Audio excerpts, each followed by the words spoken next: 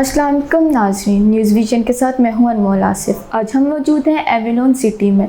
हमारे साथ मौजूद हैं एविलोन सिटी के हेड ऑफ सेल्स जिनका नाम मुख्तियार शाह है। आइए इनसे इनके मौजूदा एविलोन सिटी के हवाले से कुछ सवालात करते हैं और इनकी राय आप तक पहुंचाते हैं। जी सर, अस्सलाम वालेकुम, कैसे हैं आप? जी वालेकुम सलाम, मैं बिल्कुल खैरियत से हूँ, आप बताएं। सर, आपका बहुत शुक्रिया जो आपने हमें टाइम दिया। जी सर, आप अपने एविलोन सिटी के बारे में कुछ बताएं। एक आम इंसान जिसकी के इतनी अफोर्डेबिलिटी नहीं है कि वो एक अच्छी लाइफ को एंजॉय कर सके, हम उनको वो तमाम फैसिलिटी एविलोन सिटी में इंशाल्लाह देंगे। जी सर, आप ये बताएं कि आपकी एविलोन सिटी कौन से एरिया में वाक़या है? हमारा एविलोन सिटी जी मोटरवे के बिल्कुल साथ है, चक्री में बड़ी रिनाउंड जगह है। अगर आप उसको इस्लामाबाद 0 पॉइंट से देखें तो 0 पॉइंट से आपकी 25 मिनट की ड्राइव है, और अगर आप चक्री इंटरचेंज मोटरवे से देखें तो वो वहाँ से 11 से 12 मिनट की ड्राइव पे है। और आगे आने वाले टाइम पे चूँकि वहाँ पे रिंग रोड बन रहा है तो हमें एविलोन सिटी की रिंग रोड से भी एक्सेस। सिटी का आगाज़ किया तो आपने तमाम अदारों से जो है एनओसी लिए या भी वो प्रोसेसिंग में? देखिए, आप जब भी किसी सोसाइटी को लॉन्च करते हैं तो आपके लिए 3 फैक्टर्स बहुत अहम होते हैं। सबसे पहले आपके पास लैंड अवेलेबल है, क्योंकि आजकल जिस किस्म के हमारे मुल्क में जिस किस्म के स्कैम चल रहे हैं कि लोग ज़मीन नहीं होती लेकिन लोग सोसाइटी खड़ी करते हैं, फिर सोसाइटी को बेचते हैं, और फिर बाद में जब ज़मीन और प्लॉट देने की बारी आती है तो वहाँ पे ऑन ग्राउंड कुछ भी अवेलेबल नहीं होता।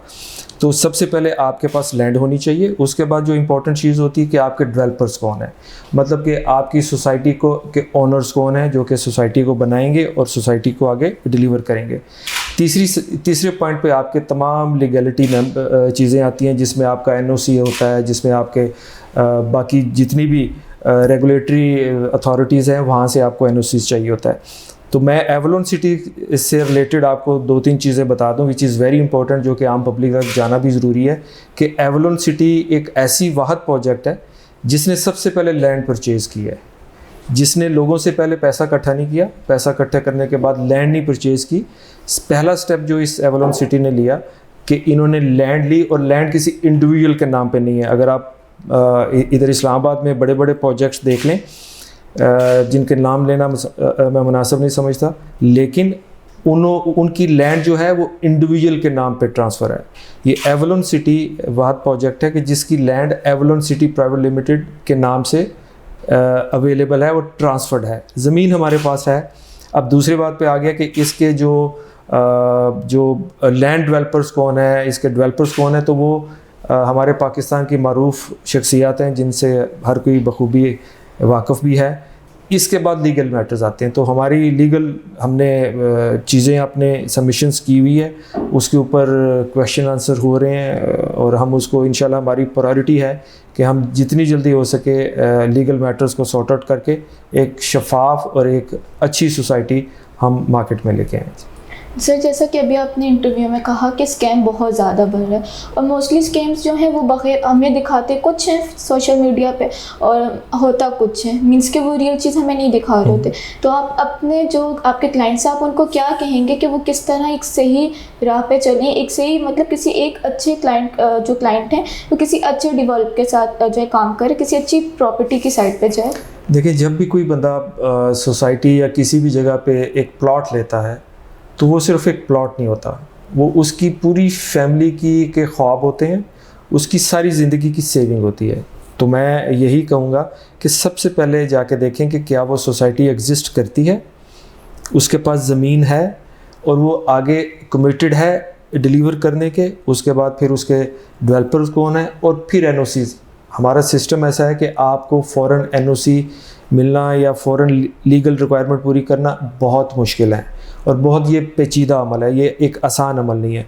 अगर किसी सोसाइटी के पास ज़मीन है और उसके डेवलपर अच्छे हैं तो फिर उस सोसाइटी ने बनना ही बनना है, उस सोसाइटी ने डिलीवर होना ही होना है।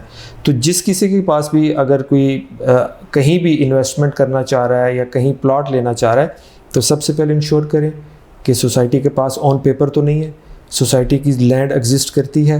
उसके बाद सोसाइटी के डेवलपर्स का क्या प्लान है, वो कब तक डिलीवरी करेंगे, और फिर जाके लीगल मैटर्स आते हैं। सर, आपका जो डिलीवरी प्रोसेस है वो कितने टाइम तक है? जी, हमारा डिलीवरी प्रोसेस 3 साल का है। कुछ अनफोर्सीन चीज़ों की वजह से हमारा थोड़ा सा डेवलपमेंट का जो प्रोसेस है वो स्लो है, लेकिन इंशाल्लाह वो अनकरीब हम with in a couple of days आपको वहाँ पे हमारी साइट पे मशीनरी भी नज़र आएगी, डेवलपमेंट भी नज़र आएगा। लेकिन हमने जो कमिटमेंट 3 साल की अपने एंड यूज़र के साथ की हुई है, हम वो 3 साल में इंशाल्लाह अपने एंड यूज़र को डेवलप प्लॉट विद पोजेसन हम डिलीवर करेंगे। सोसाइटी में आपके पास अच्छी सड़कें हों, खुली सड़कें हों, आपके पास बिज़नेस सेंटर हों, आपके पास पार्क्स हों, आपके पास हॉस्पिटल्स हों, आपके पास स्कूल्स हों, आपके पास यूनिवर्सिटीज़ हों, तो वो सारी की सारी अपना अम्यूनिटीज़ अल्हम्दुलिल्लाह एवलॉन में मौजूद है। और मैं एवलॉन से रिलेटेड, चूँकि इसकी लोकेशन इस वक्त बड़ी इंपॉर्टेंट हो गई है, आप देखें कि इस्लामाबाद में एक्सपेंशन के लिए जगह नहीं है। यहाँ से इस्लामाबाद फैलता फैलता रवात से आगे गुजर खान तक जा चुका है। तो चक्री वाहद एक ऐसी लोकेशन है जो बड़ी इंपॉर्टेंट हो चुकी है रिंग रोड की वजह से भी, और रिंग रोड की वजह से आपकी जो ट्रैवलिंग कॉस्ट है वो भी कम होगी, और चक्री इजीली एक्सेसिबल होगा मोटरवे की वजह से भी और रिंग रोड की वजह से भी। तो फॉर अ इन्वेस्टमेंट पर्पज़ या फॉर रेजिडेंस पर्पज़ ये आगे आने वाले 2-3 सालों में चक्री एक बड़ा मेन हब बनेगा वहाँ पे।